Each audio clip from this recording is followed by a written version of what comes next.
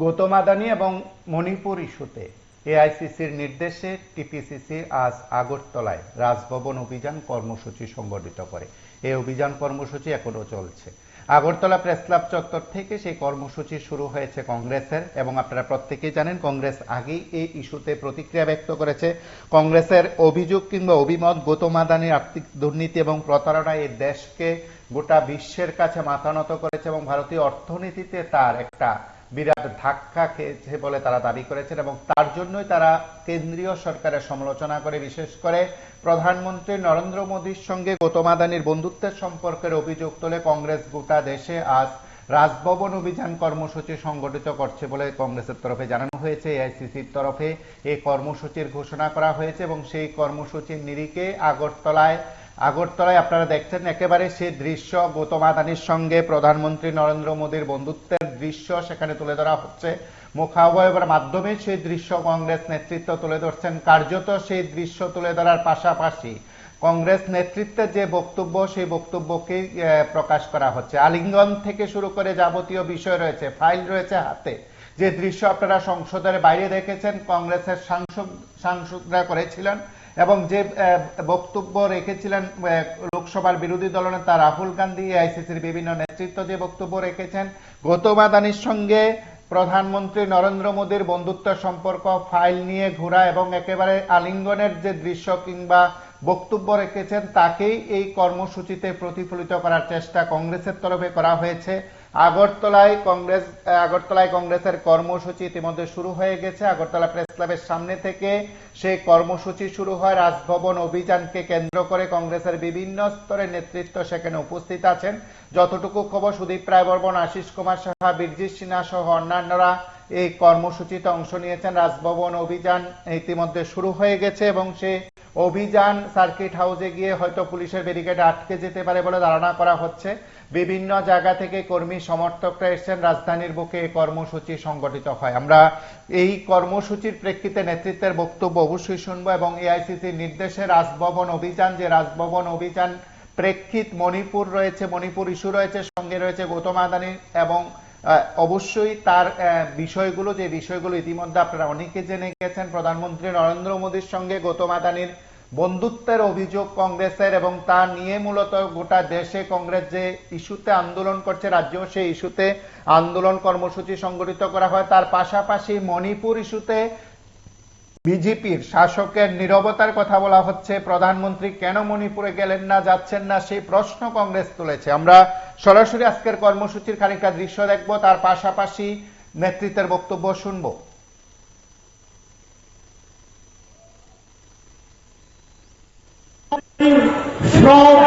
এবং শেয়ার মার্কেটে হেরাফেরির মামলা দায়ের করা হয়েছে, যার ফলে আমরা বিশ্বাস করি আন্তর্জাতিক স্তরে আমাদের দেশের যে সুখ্যাতি ছিল তা কিছুটা হলেও এখানে নষ্ট হয়েছে।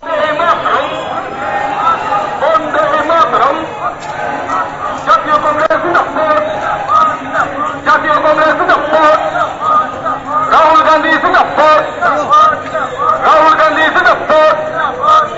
আদানিকে বাঁচানোর চেষ্টা করা হচ্ছে।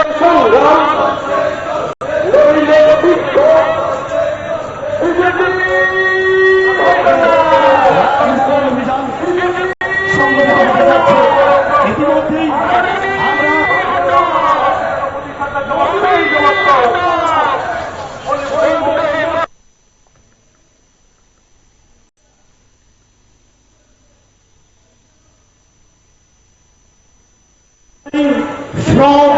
এবং শেয়ার মার্কেটে হেরাফেরির মামলা দায়ের করা হয়েছে, যার ফলে আমরা বিশ্বাস করি আন্তর্জাতিক স্তরে আমাদের দেশের যে সুখ্যাতি ছিল তা কিছুটা হলেও এখানে নষ্ট হয়েছে।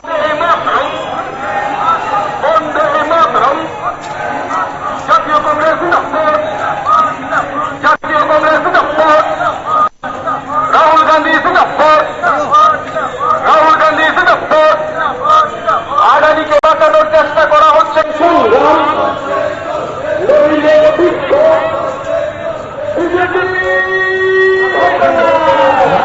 অভিযান সংগঠিত হতে যাচ্ছে।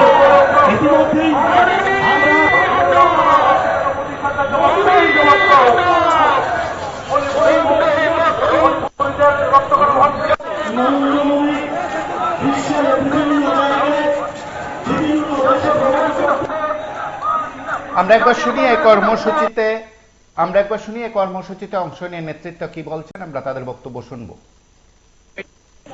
কংগ্রেস কমিটির নির্দেশে সারা দেশের প্রতিটা রাজ্যে, প্রতিটা ইউনিয়ন টেরিটরিতে রাজ্যপালের নিকট আজকে কংগ্রেস দলের তরফ থেকে ত্রিপুরা প্রদেশ কংগ্রেসের উদ্যোগে এই গণডেপুটেশন, এই ডেপুটেশনে আমরা সারা বিশ্বে আদানির অর্থনৈতিক দুর্নীতি এবং প্রতারণা, মণিপুর ইস্যুতে সেখানে হিংসাত্মক ঘটনা আজকে প্রায় 18 মাসের উপরে এক নাগারে চলছে। দেশের প্রধানমন্ত্রী এই ব্যাপারে নিশ্চুপ। মণিপুরের জাতি দাঙ্গায় একটা বিরাট অংশের মানুষ যেমন মৃত্যুবরণ করেছেন, ক্ষতিগ্রস্ত হয়েছেন, শিবিরবাসী হয়ে আছেন, দেশের প্রধানমন্ত্রী সেখানে একবারের জন্য যাননি। সংসদ উত্তাল হচ্ছে, প্রধানমন্ত্রী সংসদে এসে এই বিষয়ে কোনো বক্তব্য রাখছেন না।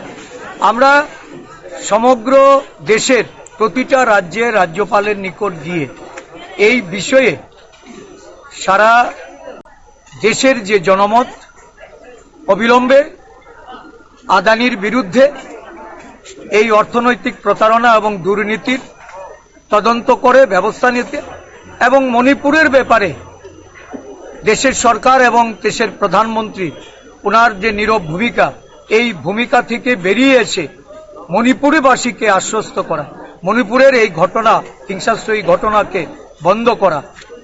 সারা বিশ্বে আজকে ভারতবর্ষের শিল্পপতিদের তাদের সম্মান, তাদের দেশের পদমর্যাদা ভুলুণ্ঠিত, মোদি আদানির তাদের সখ্যতা আজকে একটা অর্থনৈতিক যে চরম বিপর্যতা এই দেশের মানুষ যেটা প্রত্যক্ষ করছে, এর থেকে কিভাবে পরিত্রাণ পাওয়া যায় সেই লক্ষ্যে মানুষকে ঐক্যবদ্ধ করে এই মোদি আদানি তাদের যে সখ্যতা, তাদের সখ্যতার কারণে যে মানুষ প্রতারিত এবং অর্থনৈতিক যে সংকট অবস্থা এর থেকে পরিত্রাণ পেতে দেশের মানুষকে সতর্ক। আপনারা শুনলেন কর্মসূচির শুরুতেই সেখানে পিসিসি সভাপতির বক্তব্য। আপনারা সঙ্গে থাকুন, দেখতে থাকুন PB24, আরো অনেক বিষয় রয়েছে।